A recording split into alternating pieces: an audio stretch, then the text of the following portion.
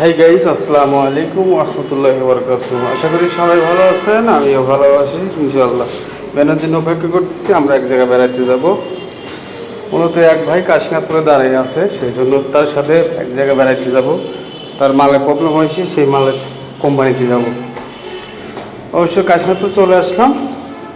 এই যে বড় ভাই দেখতে পারতেছেন, বড় ভাই কী যেন করতেছে। মূলত এই বস্তার জন্যই আমরা যাচ্ছি কাজে। এই বস্তার জন্যই যাচ্ছি, মাল ফেরত দিতে যাচ্ছি আর কি।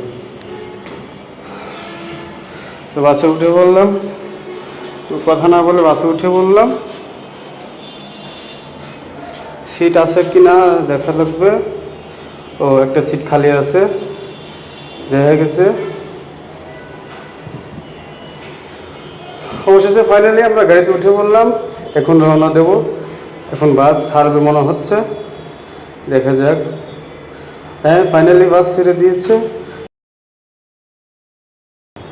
চলে যাচ্ছি। সবাই ভালো থাকবেন, সুস্থ থাকবেন, আমাদের জন্য দোয়া করবেন। আল্লাহ হাফেজ।